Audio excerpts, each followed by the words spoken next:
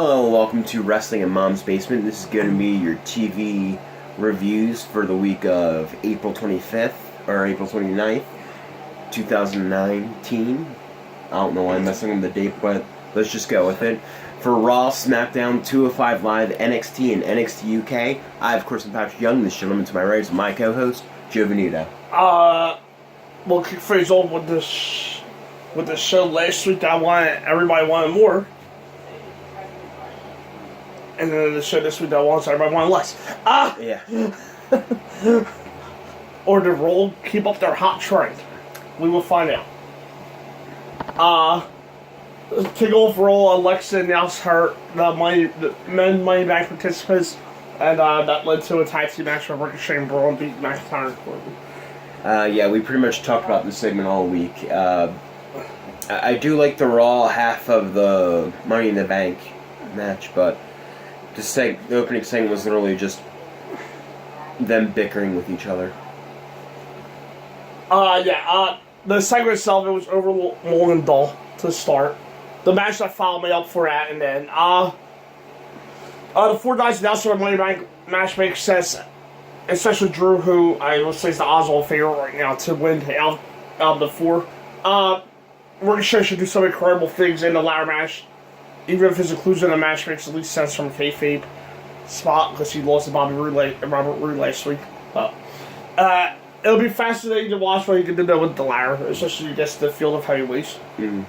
Up next, the Usos defeated the newly drafted Gallows and Anderson. Yeah. So Raw for SmackDown's tag division is officially gutted. Yeah. Yeah, not a bad match from the two teams. I didn't necessarily see the point of moving the Good Brothers over, because SmackDown's tag division really doesn't have anybody right now. But yeah, the match was good between the Usos and the Good Brothers. Yeah, it was a good match. It helped remind fans that Luke and Carl can be an important part of the tag team division. It was weird to announce them 2 weeks after the Superstar shakeup that the Good Brothers switched brands, but they've been playing loose with the brand swaps anyway. Yeah, which tells me something. WWE has absolutely no idea what they're doing with the brand, with the Superstar shakeup. Now afterwards, embarrassingly lowbrow humor let down the whole segment, though, between the Usos and the Revival. There was nothing to the Usos making fun of Nelson Wilder and beyond a thinly veiled homophobic joke. And this is what WWE has played for pairing the two best tag teams in the company together. They might manage to mess this all up in the end. I just want you to know something. What? I will let you shave my back. I trust you that much. So you like the segment? Yes. Thank you. Up next was Miz to Bobby Lashley, then Bobby Lashley defeat The Miz. Yeah, it was definitely not a good segment. I've definitely seen better Miz TVs, and the match was there. But I did like what they did afterwards with Miz and Shane, and I did hope that they continued that feud, and we finally got something between the two that says they are. Yeah, for the segment, Miz has really come into his own as a face, but he still could have helped Lashley on the mic. In fact, his charisma just made it a little more obvious that Lashley should never have a microphone. No. If WWE does not want to use Leo Rush, Lashley needs a new manager. The two had a fine match together, but it was also have to keep building up Shane versus Miz, which will be sell the steel cage at Money in the Bank. Up next, this week, the War Warriors defeated the Lucha House Party. The Viking Raiders, my fault, they're not the War Warriors. Yeah, the Viking Raiders. Yeah, we're not in NXT. Yeah, the match was good. The Viking Raiders, I have to stop myself from saying War Raiders too, dominated the Lucha House Party in a very effective way. Yeah. It was a fine showcase for the big men in the quick dominant fashion. I do think it's a little unnecessary to make the Lucha House Party look so completely outmatched up, because they're too talented to be thoroughly squashed. It may just be best for them just to stay to work 205 Live from here on out. Yeah. Because this was the type of loss that not easily forgotten. Up next, Alexa announced the women's Money in the Bank participants. was for Natalia dating Brooke, Naomi, and Alexa Bliss. And then that led to Naomi defeating Alexa Bliss. Yeah. Vince finally got his stereotype from when he won it earlier, and now it's women bickering. Right. Yeah, the women's Money in the Bank match. Ugh. We'll get to SmackDown side later, but I understand why Alexa's in it. Although she's going to be terrified to do something off the ladder. Naomi can do stuff off the ladder, but honestly, I don't necessarily trust her safety history. She could easily botch something, and off the ladder, it could be 10 times worse. Natty, yes, I like it. And Dana, what the hell were they thinking? The match itself was awful decisions. Alexa was not dressed to wrestle, and most of the match came down to that she didn't have her shoes tied. Because apparently Alexa skipped that day in kindergarten.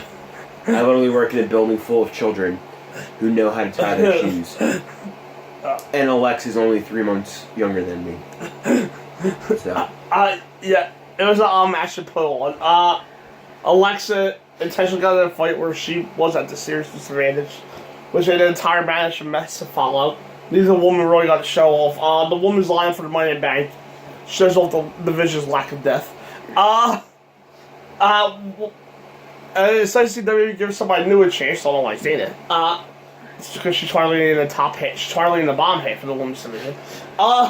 It also feels wrong that Ruby Riott. She's barely just inside it from the other side.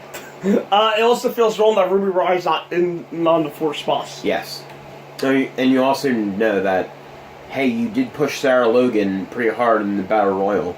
Mm-hmm. Maybe give her an opportunity. Because, she was at once a hardcore wrestler. Maybe. Possibly. Could it be? But no. Up next was the Firefly Funhouse Week 2. We got more stuff from Bray, which I actually do. I am starting to like it more. But I thought last week, maybe just because of the shock of what the hell are they doing to Bray Wyatt, or doing with Bray Wyatt? Yeah. But I thought last week's was better than this week's. However, I do like it. I do like the Firefly Funhouse stuff. Yeah, this whole idea is as bizarre as WWE is. But it's certainly entertaining so far. It shows some of the writers' most creative writing. Nowadays, that's weird to say. You can just shorten that to just Bruce Pritchard's writing. Okay. It was a fascinating mix of whimsical and dark comedy. Well, a few more weeks, that should be great. Bray's going to need to get back in the ring, and it's hard to say how he'll be able to translate the gimmick as a ring competitor now. Yeah, that should be interesting to see. That's going to be the true test of the staying power for the idea. Mm-hmm. Up next, Becky Lynch and Lacey Evans had their brawl. A segment. Yeah, this is actually one of my favorite parts of Raw. I actually dug what Lacey and Becky did. They pretty much just let them stop talking and just started brawling with each other. Yeah, this is about the most personal heat the rivalry felt. Words were exchanged without either woman having to speak for too long or getting saddled with bad dialogue and nobody ever talks. And the fight spoke volumes, so both full but competitive. Good brawls was a great way to sell rivalry, and it's now 4 years of investment what's come to the next for those two. If Lacey can't make the most of the spotlight with more short segments like this, she might prove why she's worth of a large role. Yeah. Overall. Up next, Zachary Hulk defeated the Revival. Yeah, and Revival's night goes from bad to a little bit better, but still not good. They lost to the champions, which should have told me that the Revival should have been on SmackDown. Because they already lost to Hawkins and Ryder twice already. You're right. So maybe they should have actually, gotten out of that division and gone to SmackDown, but whatever. Yeah, the match was fine. Ryder and Hawkins got another win off of the Revival, which they were coming in as a sort of a joke tag team, so making a little bit more of a threat. These teams, they had a few quality matches together a few weeks ago.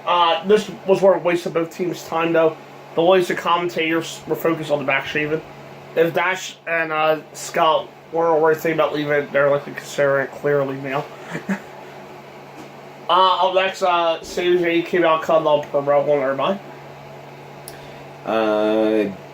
Yeah, Sammy's just knocking it out of the park with these promos of him against the WWE Universe.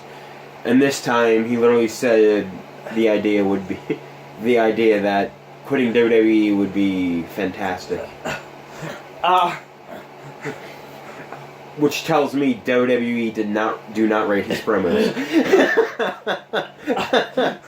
So that's good on one hand, but that might change next week. So we'll see what happens with that. Yeah, every week Sammy's nailed these promos to the face. I have fresh spin tees.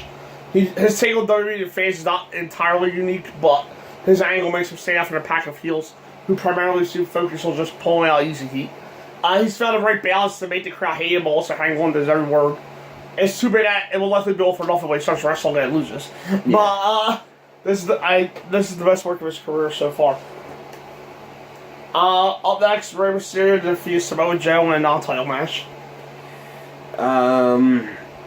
Yeah, I'm still not liking the idea of Joe picking up meaningful or meaningless losses. Literally, he's done it for like the last month of his SmackDown tenure, and now he's still doing it on Raw. I would actually like Joe to pick up some wins because he should be dominant, and he's also the United States champion, so yeah, that could actually go a long way to help him with the belt. Yeah, the match itself, it was a little surprisingly sloppy, consider who was in it. They didn't quite find their stride before a result that just feels like the same story, repeating itself over and over again. Joe can win in dominant fashion with his title line, but he always gets rolled up the next week. And I said the 50-50 booking, when I make him feel like a legitimate monster at a time when he and the United States title desperately need the spotlight. Yeah. And the U.S. Championship's not a big enough title for Samoa Joe to coast off holding it. Mm-hmm. And the main event segment, AJ Styles and Seth Rollins had their contract signed from way back. I did like the stuff between Seth and AJ. The segment went maybe even a tad long, but I still thought they provided enough interest to see where their feud's going to go. And it also tells me that out of the two, AJ would probably be the one that turns heel. Yeah, it was a good segment between the two popular guys in the ring. Neither AJ nor Seth is a great mic worker, but they were good enough to make it matter. Both guys got their best barbs here without going over the top. It was odd to see the two get aggressive early in the rivalry, but at least add some tension to their feud. In the next 2 weeks, hopefully something more will be done to make this more than just two athletic guys wanting the same title. SmackDown kicked off with storybook time with how Kofi got to the WrestleMania and with Kofi was being confirmed for running back. I love that Kofi's champion, but this segment kind of felt like it was a little bit condescending and insulting to fans. And not by anything that Kofi said or Owen said, but literally the constant shooting the video packages of Kofi's entire championship run up to and win. Yeah. We know what Kofi did. We supported him through it. You don't have to tell us. You don't have to show us again. And I think that just drug out the segment longer than it needed to. Yeah. It was way too long. We already knew about Kofi's magical run to the title. The attention span is far longer than they created with it. WrestleMania was less than a month ago. All that backstory pro work amounted to nothing with fans just care about what Kofi had to say about Owens. By the way, they also come up with the statement where, if it happens to Raw, you'll probably forget it after a couple weeks. if it happens on WrestleMania, you remember it for a long time. Yeah. By the time we got there, the pro had run all the way too long for the outcome we got. Unfortunately, despite the best efforts of the talent involved, that essentially amounts to a meaningless promo. Next, Bayley defeated Becky Lynch defeated Bayley. So yeah, I tweeted this on Tuesday. 2 weeks on SmackDown is better than 2 years on Raw. Yeah, where has this Bayley been? Just that she's actually aggressive instead of, being a childlike 25-year-old who pretty much treated her like a joke as soon as she came up. But yeah, this is actually badass, competitive Bayley who's actually not taking crap from anybody. Yeah. I actually like this Bayley. And the match I thought was also very good too. Yeah. I thought Bayley looked better, more competitive a week ago against Charlotte, but that should be no surprise. She was working with the best women's wrestler in the company then. Here she did look competitive and good enough though. I thought the match was a little hurt done by a terribly placed commercial break. Like they had steer down, they didn't move to each other, and then they just went to commercial. It would be better served with more time and no annoying break in the hard action. Yeah. As it was, the match was a fine reminder that Bayley remains a threat while putting the spotlight back on the Becky and Charlotte saga that feels like it may never end. Up next, the Hardy Boys relinquished the tag team titles, and Lars took out Matt and R-Truth. Yeah, so so with the Hardy Boys being out, and pretty much SmackDown's tag team division getting gutted. I don't know what happens next with the SmackDown tag team titles, and not in a good way. I literally just don't know what they're gonna do with the titles. Yeah. I literally can't think of a team off the top of my head on SmackDown. Rusev and Nakamura. Yeah. I guess the BT. Yeah. I guess Heavy Machinery. That's all I can think of. Yeah. Anyway, yeah, so it's sad to see the Hardys having to relinquish the titles, but in steps Lars to get some heat off of him already injuring Jeff, and then him continuing to feud with R-Truth as well. Yeah, Lars continued to look like an absolute monster. Was saying everything for him, obliterate everyone in the path. Matt bumped well, Truth, put him over with a big cell. On the powerbomb, Lars looked better for it. It remains to see Lars can be trusted with a run at the top of the card. Some old times see the point tours. But he has to see it in the early weeks of the push. So, and it's unfortunate Jeff's injured because this felt like one last title run from one of the greatest tag teams in history. Whether they ever hold again is the question. Yeah. But when he comes back 6 to 9 months with SmackDown's tag division, I don't see why he wouldn't. Yeah, true.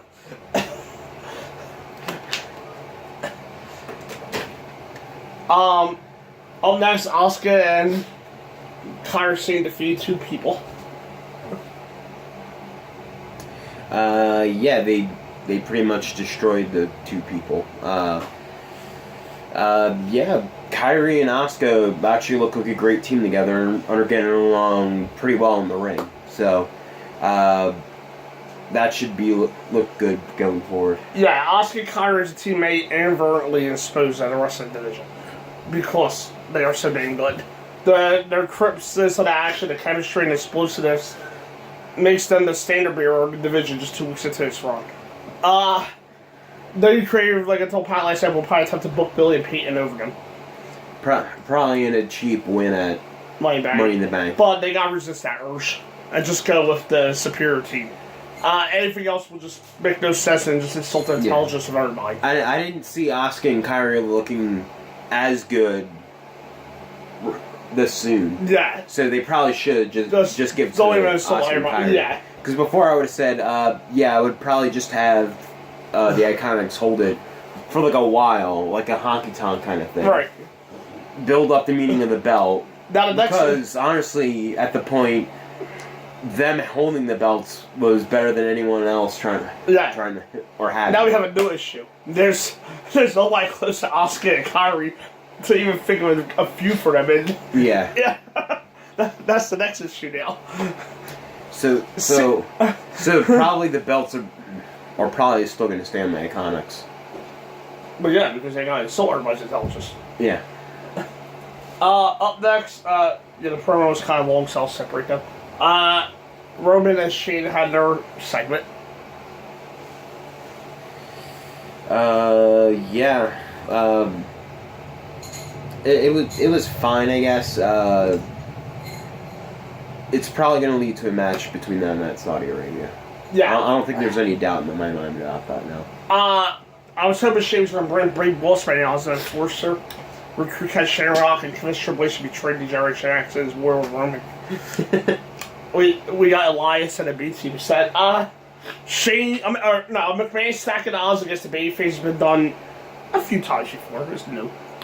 Many times isn't before. it like 1,000 times just this year? Many times before, and so much better returns.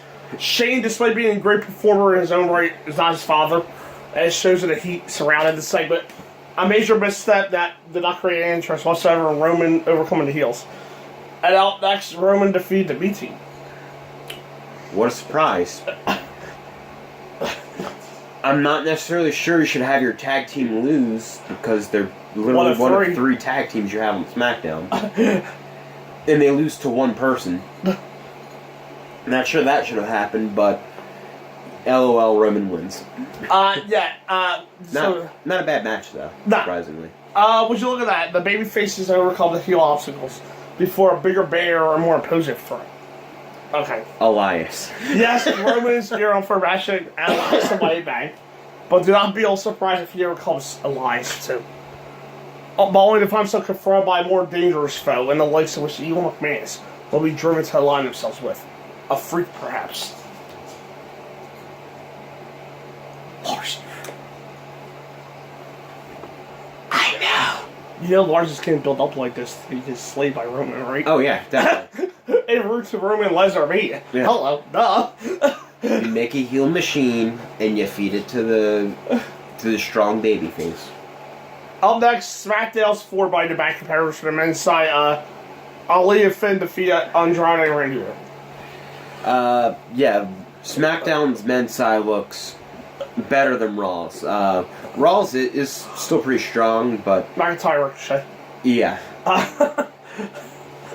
This side I thought looks phenomenal, so we should be getting this very strong men's ladder match. Yeah. The match, it was very good. Just those four guys went out there and did their job. Yeah, this may not have been any better or worse than any other tag team match, but four extraordinary performers helped elevate beyond the standard fear. Ali picked up the win, allows him to continue his magnificent runs, won the Breakout Stars in 2019. And Randy RKO and Finn sets up a showdown between him and Finn. And that's a match that doing creative opposites for. Yeah. And so it was meant to shine the spotlight on the four guys who would compete for the money back briefcase. While they could come up with something more unique for them to do. It was still fun and offensive way to set a few minutes into time. Yeah. And the main event segment kept the Kevin Owens show with Xavier was a Big E's action figures. We forgot to give them the rest of the women's Money in the Bank. Bayley, Ember, Carmella, and Mandy Rose. That match looks like shit. Yeah, I know. If you get Bayley, Ember, Natalia, and Naomi out, it would really be better. No. Bayley or Ember wins. All right, next. Oh, you don't want the else? No. You know they're not winning, right? More likely. Natalia, it's weird. She's the most she's overhyped and underhyped at the same time. Right. She's damn good because she's a heart.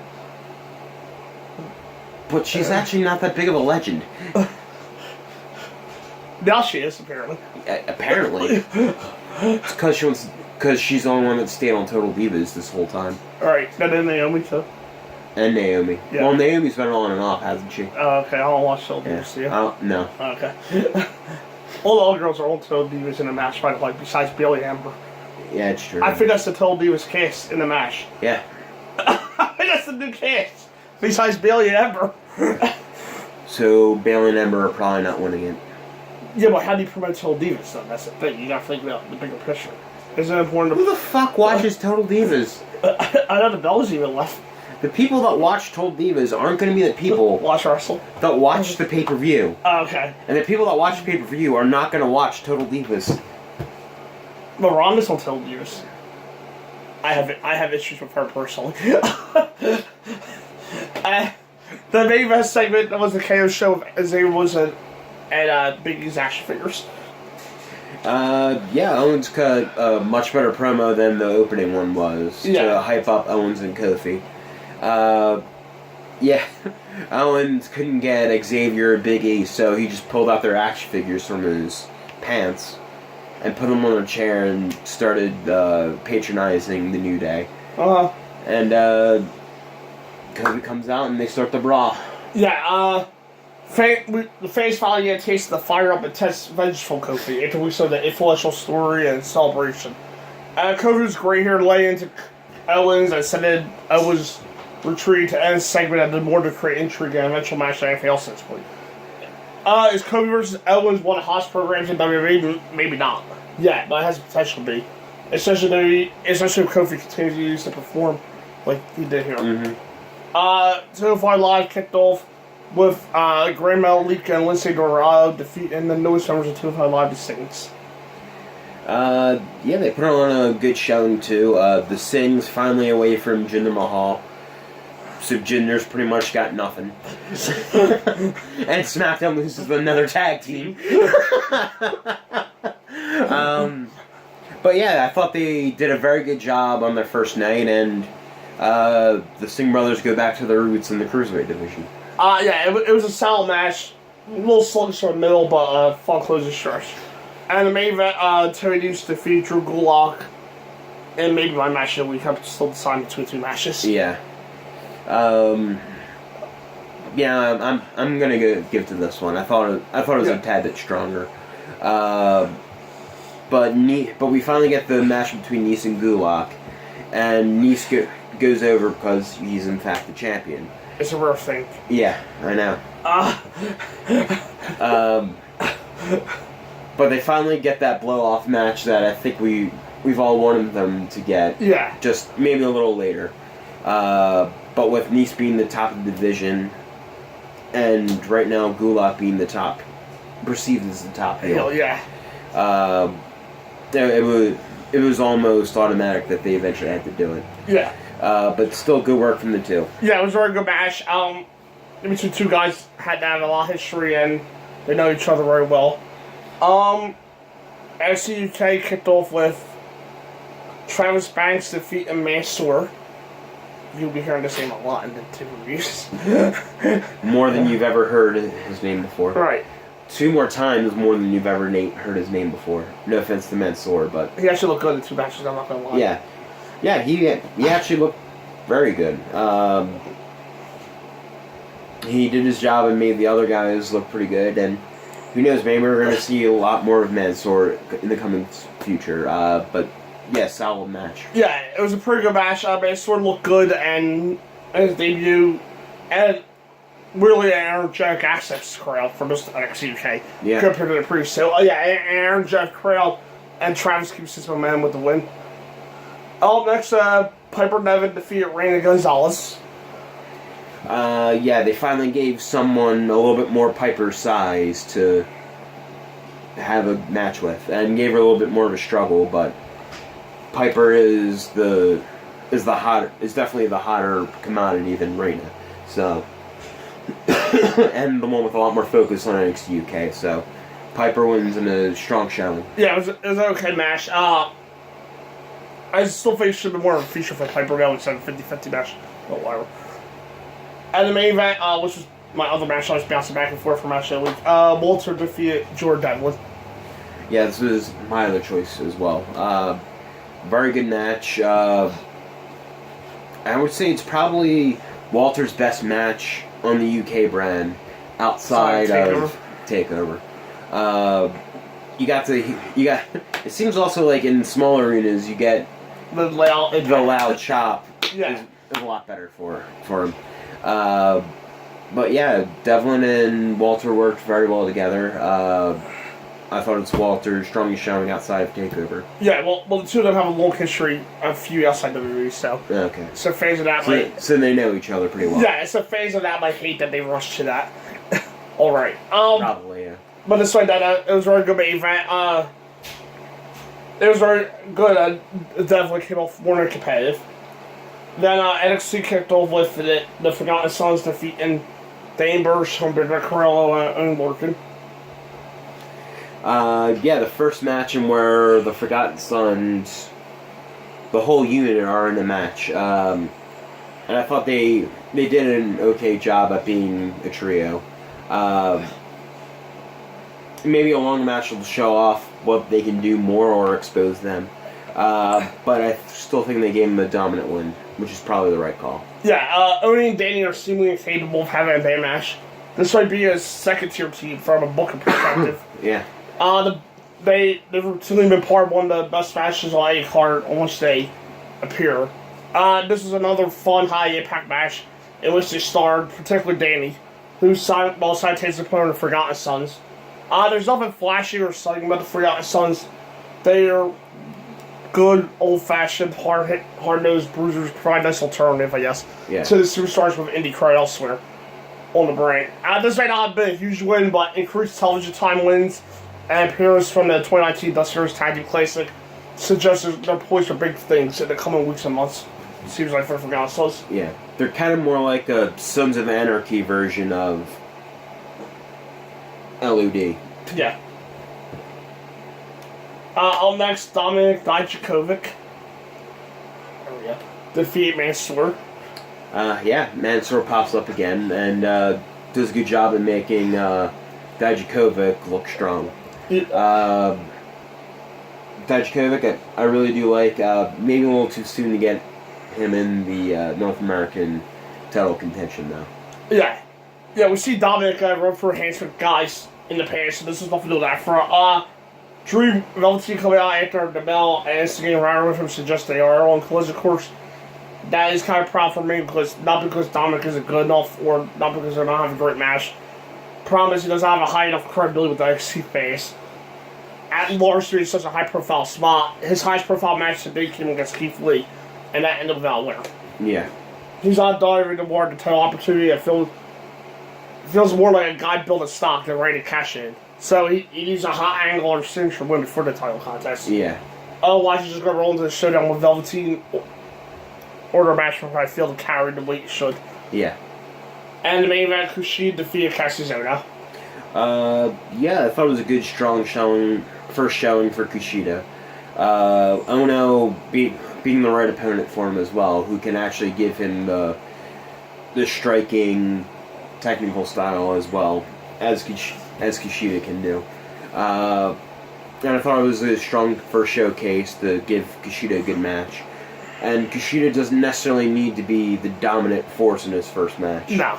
Because he's not that type of wrestler. He's a high flyer, he strikes pretty hard, and he does submissions. So